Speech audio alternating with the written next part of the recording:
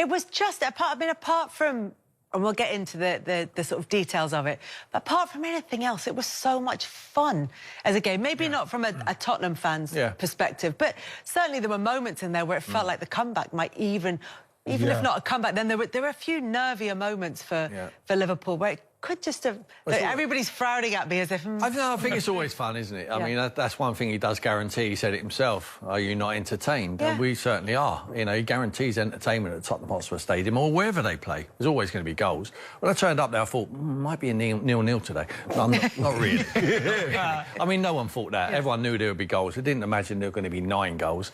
But I just didn't fancy Tottenham. I really didn't. When I saw the team, he's had a lot of injuries, of course he has.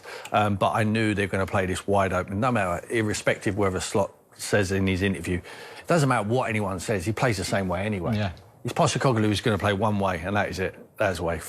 On the front foot from minute 1 till the last minute of the game. And they're wide open. And when you're playing against top players, which have got so much confidence at the moment, you're going to, you know, there's a good chance you're on the end of a hiding. Tottenham can beat anyone on their day. We've seen that when they beat Man City, albeit Man City are not what they used to be. But they can also lose to anyone. You know, it was a very disappointing day for Postecoglou, and he's going to get asked questions. There's always more questions than answers regarding Hans Postecoglou at the moment, and I'm a big admirer of the way he goes about it, but it's just not working at the moment against the top teams.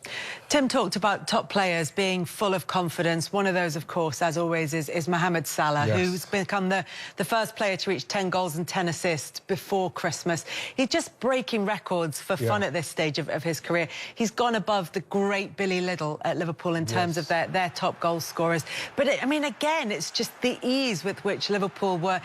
I mean, yes, it was a very good performance from them, an excellent performance from them, but the ease with which they were able to cut through Tottenham. Yes, and you're talking about quality players with time and confidence against the Tottenham side that really couldn't get close enough to them to stop them. And then you've got Salah, for me, arguably one of the... Obviously, we saw Erling Haaland with his unbelievable breakout season with the amount of goals he scored, but in respect to the consistency, how many years he's been doing it, this could be one of the best forward performances in a season I've seen for a long time. This is, if he carries on doing what he's doing now, honestly, I can't imagine what he's going to end up with the numbers, because even when he's quiet in the game, he's still doing something. And I think what happens because of that is the other players are just playing so well. So when he gets, when they say, right, your turn, bam, he does something. It's brilliant what he's doing at the moment. I hope he keeps it up for his sake. Did you not think at the end of last season he looked unhappy? It looked like, to me, it was the beginning of the end for him at Liverpool. Now I don't see that. I think he's more likely to sign a new deal than not. I think he's not going to go, certainly, to a bigger club than Liverpool Football Club at this stage of his career. A couple of weeks ago, he takes his shirt off. It's only a number, the age. You've seen the condition he's in. He's in an amazing condition. He allows the manager to talk to about him away at Newcastle when he says, how can he be that bad for an hour, and then all of a sudden you turn it on late. There's no coincidence he turns it on when Trent Alexander-Arnold comes on the pitch, because he makes movement, because he knows that he's got a range which can find him. He's just a little genius. And I agree with Wrighty. I think with the smile he's playing with at the moment, when the player's happy, and you know this, Wrighty, you're not thinking about anything other than enjoying your football, and you know you've got the ability with a good side, with the confidence they have, with a new manager. Everything is looking perfect for Liverpool at the moment. I did tip up Arsenal to win the Premier League. I watched them yesterday, and I'd have to change my mind. I'm allowed to change my mind. Yeah, of course. But I think by watching them firsthand and the way they performed, especially in that first half, and dismantled, all right, it wasn't a great Tottenham side, but they, like I say, they have taken some scalps. They look sensational. Every player knew what they were doing. They had wonderful balance, the width of Gakpo and Salah. No centre forwards. You know, Diaz drifting. Szoboszlai's energy through that midfield, and then again, not only because a couple of weeks ago I was saying I'm not sure what his main strengths are, but what you see, he's got a lot of energy, quality on the ball, and he can get in the box and score. And so you've got Gravenberch is getting a lot of plaudits this season, rightly so. Then you've got Szoboszlai now. And McAllister. It just feels like the balance. It feels right now. And again, when you're looking at players who are playing well, and then you've got your main guy who sees players playing well, not just all on him. Oh, what's he going to do? Oh, what's Saka going to do? Oh, what's Haaland going to do? when they see other people do it, it makes it even better for them, makes it easier for them to be able to produce what they're doing. Yeah. Just remind us what Szoboszlai said to you after the game yesterday, in case people didn't see the live coverage. Well, I asked him, because I saw him getting some cramp, and I said, you got some cramp there late on in the game. He said, yeah, but there was wide open spaces from midfield areas. They knew that there wasn't, for Dragusin and for Gray, two young centre-backs there, there's no one to mark. And they knew that they would come deep into them areas. And he just said the space just kept opening up, so I kept running into it. And he said, you know, it's like we all want to score goals, we want to create goals as midfield. And there was so much space, I just had to keep going. But I realised that it was tiring my legs out, but I just could not resist taking that opportunity to burst into the open space. They'd done all the analysis on Tottenham. They knew exactly what to expect, and it worked perfectly for them. Do you know what was interesting about this game, just from a kind of overall season perspective and an Arne Slot perspective, is that when he came in, it was, this is going to be a much more controlled Liverpool. This is going to be a much steadier Liverpool. We won't necessarily get the fireworks that we did under Jurgen Klopp. And then there were sort of moments of that happening. There was the performance with 10 men against Fulham, which showed a different way to do it.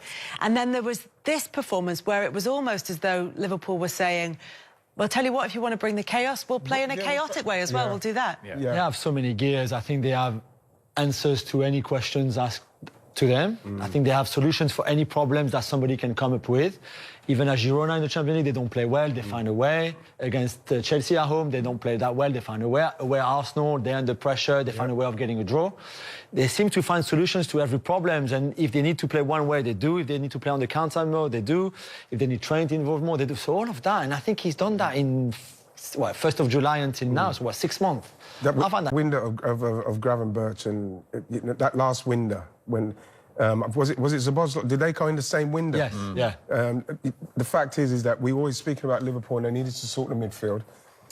It seems like Slot's come in, and when you read like forums off of like Feyenoord, they say he can easily do an academy all the way through the club in respect of sorting something out. He's got to Liverpool and there's so much already in place.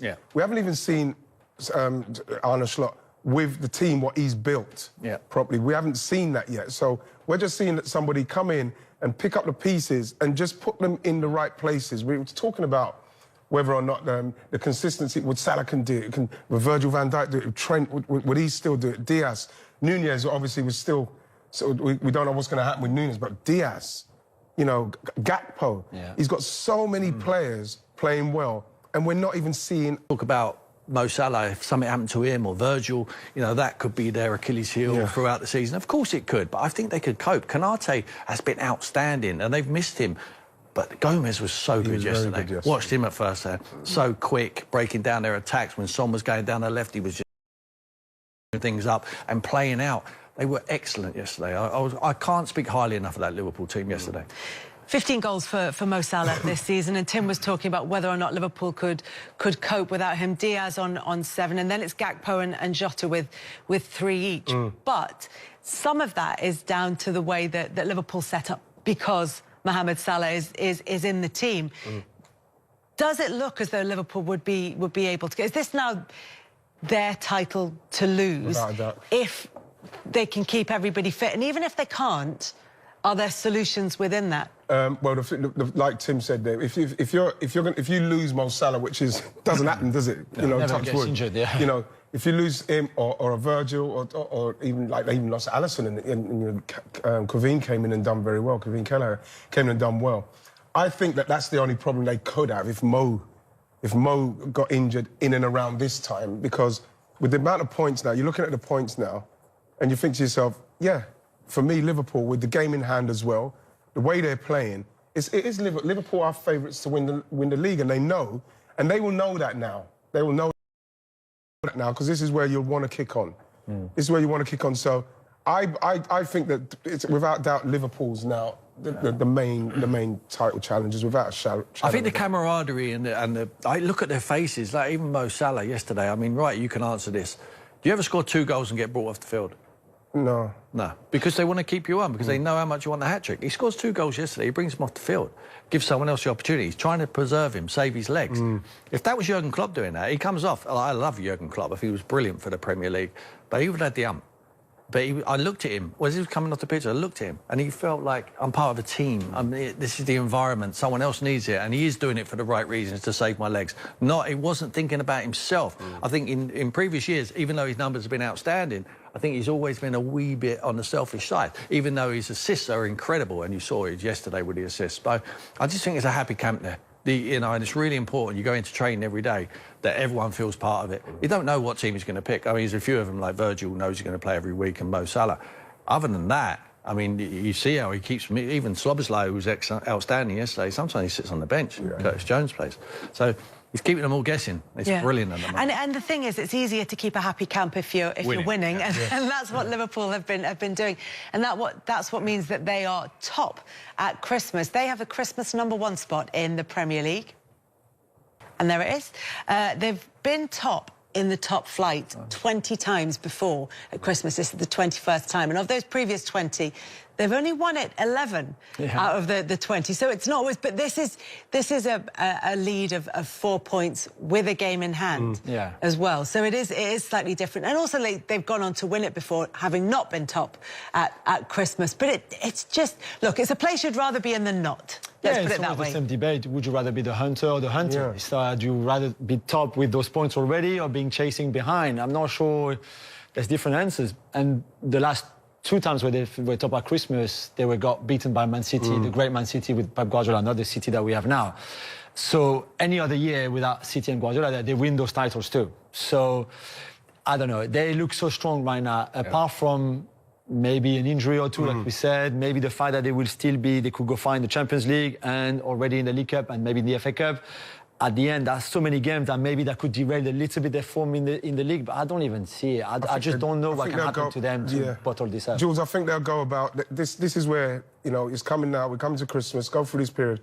This is where they'll manage how they're gonna navigate finishing this off now, because you look at it, a game in hand of 4 points. It's not a lot, but who is playing well enough to put them under pressure? Because that's what's going to have to happen for Liverpool as well.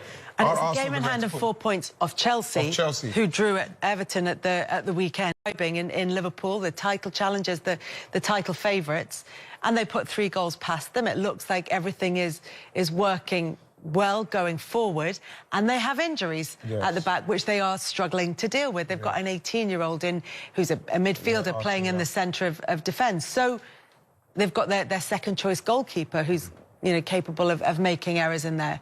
So is it all doom and gloom then for Tottenham? You know, it's a shame for them, because if they had their Romero and Van der Ven in there, you'd like to think that it will be shored up a little bit. But the spaces that they are leaving for people who can play like at the calibre that Liverpool can play, you can let in 6 goals against that team. You know what I mean? The great thing for Tottenham is they are capable of scoring against those teams, but because of the way Angel play, and because I don't even believe they've got the defensive-minded midfielder that can actually... I probably think that Tottenham need 2 pivots, the way that they play, if they're going to go and play that high and press and try and... But they don't do it. Two instead of none, you mean? Yeah, 2 instead of none. I was going to say, they don't need just 1. We're not double pivot yesterday. They do. They need 2. And you know, the way they're playing, because he said he's not going to change. So something has to change somewhere along the line, Kels, for them to be defensively stronger against teams like that. Can I put the case for the defence for Tottenham? I'm trying to, because I feel like the sort of narrative at the moment is this is all going wrong. It's not very sensible. Ange Postecoglou has never said he wants to play sensible football. No. When he has everybody fit, as you said, they're capable of beating absolutely anybody, especially when they have all their players fit. They've got bad injuries at the moment, and they still managed to score 3 goals in a game, and they are fun. Tottenham fans, I know, are getting frustrated, but they are fun. Now, if you had a choice of watching any game at the weekend, you'd probably want to watch one that involved Tottenham, wouldn't you? Because they're fun to watch. Player and you're 5-1 down after an hour at home. It's embarrassing too. But my point is, they're probably still... You know, they're in the hunt still for a European place come the end of the season. They're still in with a chance of going on potentially and winning a trophy at the end of this season, which they haven't done in however long. And this might yet be a successful season for them while playing entertaining football. I think it could be. I think he's capable. I think the way you're going to play like Ange Postecoglou, At Celtic, when you've got the best players, it doesn't matter how you play, you're going to win the league, or you're going to win more games than you're not. In the Premier League, you're not going to win the Premier League playing like this, but you can certainly win a cup. You're capable of doing that. Now, that game against Liverpool yesterday was more important for Liverpool than it was for Tottenham, in my opinion. Because Tottenham's more important game is the semi-final, double, two legs of the game against Liverpool. Now, I think Slot will rest players in that game, like he did against Southampton. I don't think he can take liberties like he did down there a little bit, because I think Tottenham will be too good for that. Second leg's at home, it's at Anfield, which is not great for Tottenham. But I still think they're capable of winning that and going on win the trophy. If he goes and wins the trophy, there'll be a statue of him outside Tottenham Hotspur Stadium. You know, the thing is, Tim, I worry because with this defence going up against that team, especially in the second leg at Liverpool, if, you know, Dragusin is good, he's strong, he's physical, but he's still getting to grips with the Premier League. Archie, great, is a midfielder. You're going to go to Anfield in a semi-final, second leg. It'll be February, you know, and he's going to... By then, Van der Ven and Romeo... You hope, because if they've got those guys back, then you know it's a different proposition. Absolutely. But it's going to be tough for them if they're always going to score. Is there a way of playing Ange ball more sensibly? Is that possible? Is there a cut? No. Does it? You could still tweak a little bit. Yeah, but Ange ball is chaotic. Yeah. That's the way he wants it. You can't play Ange ball sensibly. I mean, you can play organised chaos, Cal. But they continue going. It's not fun unless it's on the organised positive side, what team at 5-1 down, you're absolutely right, goes on and scores another 2 goals. You know, they keep going forward. Kulusevski, like yesterday, was magnificent. Magnificent. This boy can play for Liverpool. He can play for Arsenal. He can play for certainly Man United. He can play for the top teams.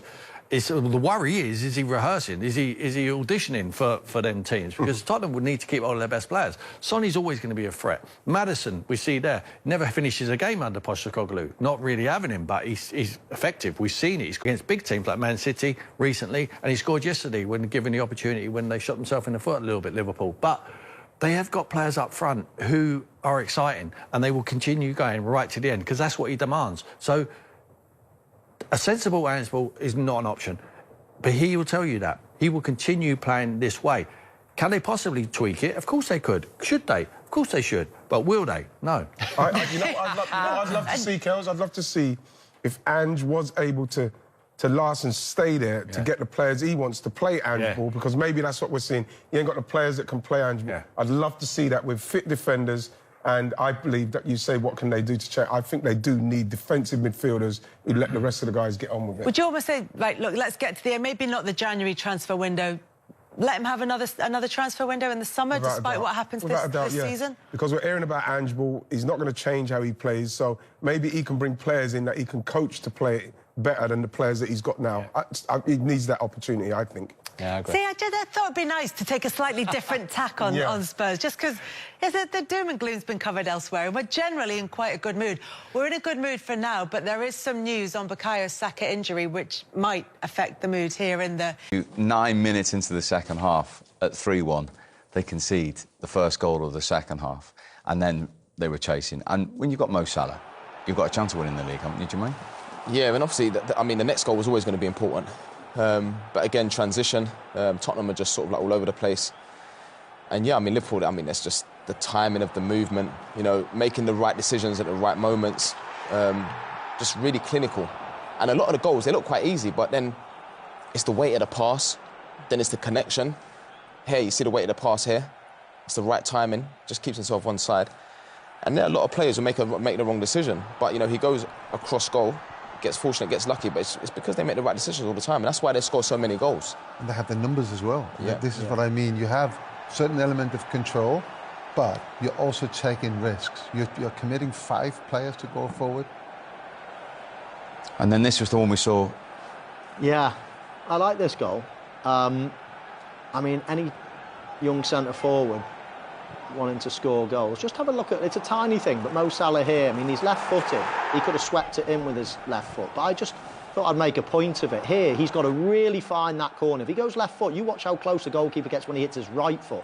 He buys himself about an extra metre in the goal there by letting it come across, because he opens the angle more. If he hits it early, he keeps the angle closed and the goalkeeper gets it. And he's got to really be precise. Lets it come across his body. That then opens the goal a lot more. So just a tiny little thing. But as Jermaine just said there, goal scoring is about tiny matters. And if you equate it to numbers, then you're giving yourself a far better chance of scoring a goal by making the right decisions. And you have a look at this graphic now that he's just entered the big league with some of the greats of all time, obviously, with Liverpool, and he's not slowing down, is he? Well, he's gone to all-time fourth today, as you can see, in the list. On to 229, but that last column is interesting, Michael. He is the fastest to any total. His minutes per goal is better than everybody else on that list. Yeah, and that's the hard bit to equate, though, isn't it? Because all of those players are from a totally different generation. So it's very difficult to say when it was harder or easier to score goals. Even my generation to this generation now, it's quite difficult to say, right, well, who's the best and who's this from 10, 20 years ago. So it's quite difficult to do that, but numbers don't lie. I mean, it's quite easy to say that he's one of the all-time greats already for Liverpool. And as I say, he's not slowing down, he's not stopping. If he signs a new contract, then he'll be in the top three in no time, and then maybe one day even threatening the Ian Rush record. I never thought I'd say that. No. Just to put it into context for my good friend, he's ninth. Only 8 people in the history of Liverpool Football Club have scored more goals. Why didn't you put me on the list then? Because the producer said top 5. Right. Nothing to do with me. I asked for top 9, but it wasn't there. Okay. Anyway, well, there is, but if he maintains the recent consistency, 10 wins and 2 draws from the last 12 in all competitions, they certainly won't be far away. His standards is interesting, though. When we spoke to him after the City game, he alluded to that as well, as delighted. You can hear him there. For 10 minutes, we stopped running, we conceded 2 goals. Yeah, and it shows what can happen. But as I say, I take that with a pinch of salt in that they won't stop running. If they were playing against Arsenal today and it was 1-1 or 0-0, they wouldn't stop running. But it was a strange game today. You wouldn't look at Liverpool and say, oh, that's the way they play today. There was far less control, I guess, than what we've been used to, but that was down to the opposition. I mean, he's so impressive. Whatever he says, I'm clinging on to every word, listening to him. He thinks about it. He says it with an assurance, a calmness. He's top class, I think, and Liverpool fans, if you'd asked them, after Jurgen Klopp, the highs of Jurgen Klopp, everybody thought, oh, it can only go one way, but it's actually not. It's a continuation of brilliance. Interesting. Let's go back to the Tottenham Hotspur Stadium. Michael's former teammate, Danny Murphy, waiting to speak to us. Good to see you, Dan. I mean, I guess that was a privilege to be in the stadium for that crazy game, wasn't it? You get to see it, don't you, firsthand when you hear the speed of Liverpool's play, the quality, the running power that you were talking about. Yeah, I mean, it was an advantage for Liverpool, I suppose, that 5 or 6 of them didn't even travel midweek and Tottenham had the same 11, but the quality is there, the gap is obvious. Brilliant performance, and they were never really in any trouble. And how clinical were they? Well, the Liverpool front players are such a threat. They're all at it at the moment. They all look a threat. But Salah doesn't matter whether he's playing well or not. His end product's unbelievable. He picks the right pass. He's there to put one in on the back post, tap. He's always in the right place at the right time. But I thought Diaz was outstanding. He doesn't stop, and he's got that game intelligence where he can play in that little deeper role as a 10, false 9, whatever you want to call it. And they've got options because Jota's back. Don't get me wrong, I thought Tottenham helped them massively in the first half. I mean, the positional play I don't know what he was trying to do with Kulusevski and Son, because Trent and Robertson were getting 2v1s all the time down the sides, hence the first 2 goals coming from it. And he was right. I was right behind Ange, and he couldn't see it. It was so obvious. Trent was having a field day. So they absolutely took advantage of it, and could have been 10, could have been 12. Murph, it's Mo. I hope you're well, mate. Just watching the game, looking at the potential hurdles, let's say, for Liverpool. Do you see any? I mean, Manchester City probably blowing it already, so it's looking like Arsenal and Chelsea, but is it Liverpool that have to beat themselves now? Can you see them dropping away in any way? It looks pretty easy for them at the moment to me. I think the only concern would be Virgil and Mo. Salah's the most reliable in terms of goals and assists, and I think Virgil is the kingpin at the back. I mean, they haven't been quite as watertight since Konaté's got the injury, although Gomez, I thought, did well today. But if those two were to have a problem, then you could potentially, maybe. Other than that, they look fit, they look sharp, they've got competition for places, the bench is good. They can buy in January if they want, 1 or 2 maybe, reinforcements. And I think, although, yeah, I agree with you, I don't think City are in it. I think Arsenal are probably the strongest contender, even though Chelsea are second at the moment. And I think even Chelsea, really, defensively, they still look like they can concede goals when I've seen them play. I think Liverpool are in a great chance, Mo. They've got it in their own hands to a degree, and their home form as well. I mean, really, really strong at home, which is key as well. But I don't see, come the last couple of weeks of the season, Liverpool not being in it at least. That's one of your former clubs. It's interesting to hear you saying you sat right behind Ange Postecoglou today then. Where are we with Spurs? Are we at a point where there has to be a proper sort of post-mortem investigation here, or do we just accept that it isn't going to change and that's what we're going to see? I struggle with it. I'm really struggling with it. I'm a bit like, same as Kara's opinion the other day, you can't play that way where it's just when you've got the ball. When they haven't got the ball, I can't see what they're trying to do. Some of it's man for man, some of it's positional. Honestly, I was lost. And at one point, you've just got to make some decisions on the pitch to stop the avalanche of chances. And the first half, it was non-stop. And he didn't do anything. And the players didn't take responsibility. I mean, I don't understand why any of the players weren't saying to Son, look, Trent's running the game. He's dictating play. He's running past you. He's getting loads of possession. At least stay with him for 10 minutes. Nobody does anything. They'll have games where they destroy teams. The other thing is, when they go a goal down here, the anxiety, you could sense it. Their confidence was drained from the players. And when they go a goal up, it's the opposite. They really go after teams and everyone wants the ball. But I don't see how it can keep going. The fans were on the edge today at one point. When it went to 5, if there'd have been another and they hadn't responded, this place would have emptied. Murph, it's JD. So do you think the gaffer's got to take full responsibility? Because we can talk about, obviously, you know, they concede a lot of goals and, going forward they're good in that. But at some stage, surely players as well, you have to take responsibility as players and show that sort of like that football personality. But do you feel like the manager has to take full responsibility in terms of how they play? I think it's always a balance, JD. There's a certain type of player that takes responsibility on the pitch, irrelevant to the manager's message. And I don't see too much of that going on. Even the other night against Man U, he can't be shouting on every 5 minutes to the keeper when to kick it and when to play out. That's got to be down to some of the players' responsibilities and leadership. I agree with you. But ultimately, he sets the tone, doesn't he? He sets the tone for the way they play. And I think it's not about offensively. They're great to watch. But defensively, in certain games, it's not every game. Sometimes they're okay because they've got the ball a lot and their confidence is up. But I mean, against good teams, they're going to get ripped apart because we've all played the game. We know if you want to go man for man, you have to have super fit players who can run all day and be concentrated for 90 minutes and play weekend, midweek. It's nearly impossible. Yeah. Murph, thank you very much indeed. Great to see you. Cheers, chaps. Stay warm in that studio, won't you?